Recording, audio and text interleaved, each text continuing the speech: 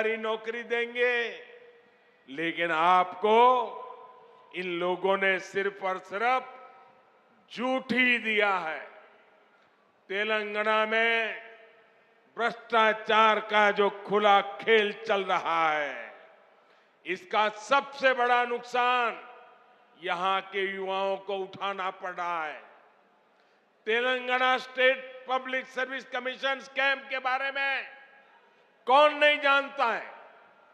पिछले 9 वर्षों से तेलंगाना के लाखों नौजवान सरकारी भर्तियों का इंतजार कर रहे हैं, लेकिन यहां की सरकार ने सरकारी नौकरियों को अपने नेताओं की तिजोरी भरने का माध्यम बना दिया है। साथियों, तेलंगाना की 12 यूनिवर्सिटीज में हायर एजुकेशन को तबाह करके यहां की सरकार ने लाखों नौजवानों का भविष्य बर्बाद कर दिया है। आज भी तेलंगाना की यूनिवर्सिटीज में 3000 से ज्यादा टीचर्स के पद खाली पड़े हैं।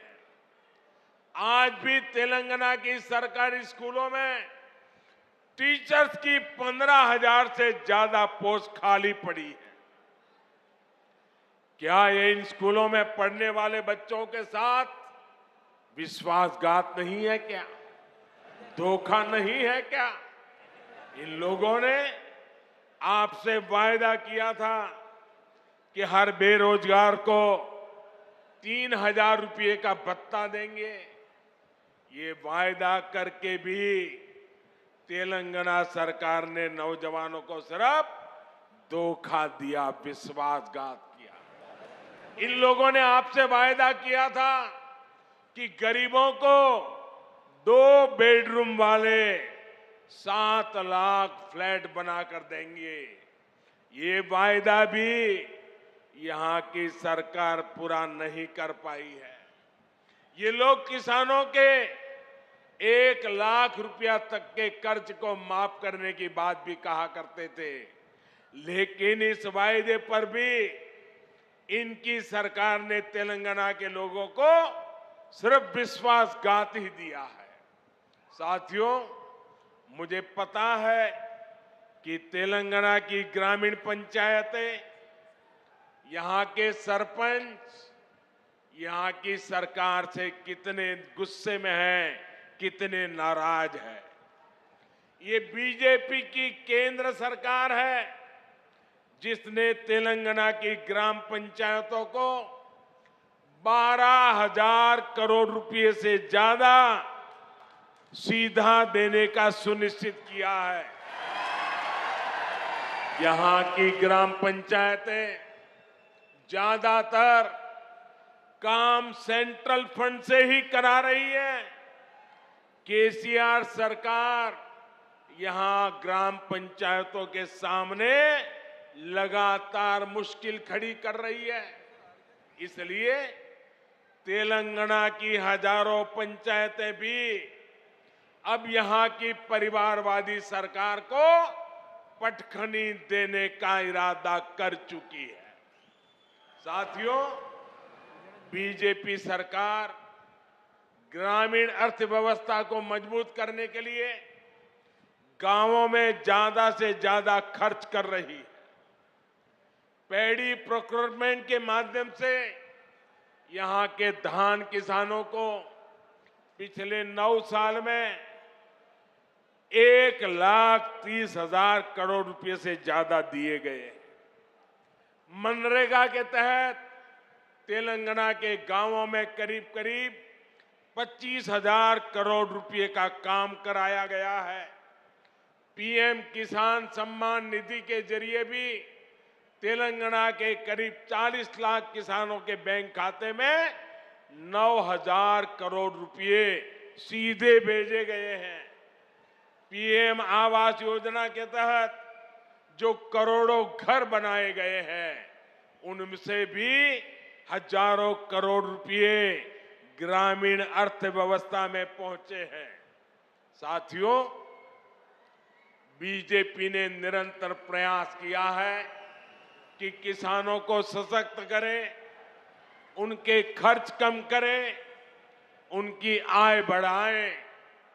हमने लागत का 1.5 गुना एमएसपी देने का वादा किया था। हमने वो गारंटी को पूरा करके दिखाया। हमने दाल की एमएसपी पर रिकॉर्ड खरीदी करके हमारी गारंटी पूरी की। हमने सिंचाई के नेटवर्क को सशक्त करने का वादा किया था, वो गारंटी भी हमने पूरी की। किसानों को कोल्ड स्टोरेज की दिक्कत ना हो, इसके लिए दुनिया का सबसे बड़ी भंडारण योजना पर पूरा काम हो रहा है। आप जानते हैं कि जो 7 मेगा टेक्सटाइल पार्क देश में बनने वाले हैं, उनमें से भी एक यहां तेलंगाना में बनने जा रहा है। इन सभी प्रयासों का लाभ यहां के किसानों को होगा, हमारे कॉटन ग्रोवर किसानों को होगा। भाइयों बहनों, तेलंगाना की सरकार ने गरीब, दलित, पिछड़े आदिवासियों को सिर्फ झूठे वादे दिए, झूठी घोषणाएं दी, लेकिन केंद्र की बीजेपी सरकार ने सही मायने में इन वर्गों को सशक्त किया है। वारंगल सहित इस पूरे क्षेत्र में बड़ी संख्या में आदिवासी और पिछड़े समाज के लोग रहते हैं। पहले की सरकारों में हमारे आदिवासी भाई बहनों के साथ सौतेला व्यवहार किया जाता था। सड़कें हो, पीने का पानी हो, स्कूल हो, अस्पताल हो, हमारे ट्राइबल भाई बहन का नंबर सबसे अंत में आता था। आदिवासी क्षेत्रों के विकास के लिए बीजेपी ने पहले की सरकारों की सोच और अप्रोच दोनों को बदल दिया। हमने आदिवासी क्षेत्रों में सैकड़ों नए एकलव्य मॉडल स्कूल खोले। हमने वन उपज के सही दाम देने के लिए एमएसपी का दायरा बढ़ाया। हमने जनधन केंद्रों के माध्यम से रोजगार के नए साधन तैयार किए।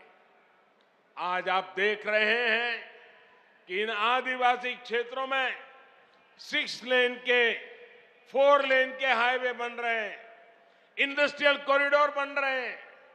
मिशन मोड पर 4G नेटवर्क की सुविधाएं तैयार की जा रही है। आदिवासी परिवारों में सिकल सेल एनीमिया की बहुत बड़ी दिक्कत है। अब बीजेपी सरकार ने सिकल सेल एनीमिया को जड़ से हटाने के लिए भी अभियान शुरू किया है। साथियों, आजकल कुछ लोग चुनाव से पहले जनता को गुमराह करने के लिए झूठी गारंटी लेकर आ रहे हैं। बीजेपी चुनाव के लिए झूठी बातें या झूठी गारंटी कार्ड नहीं बांटती।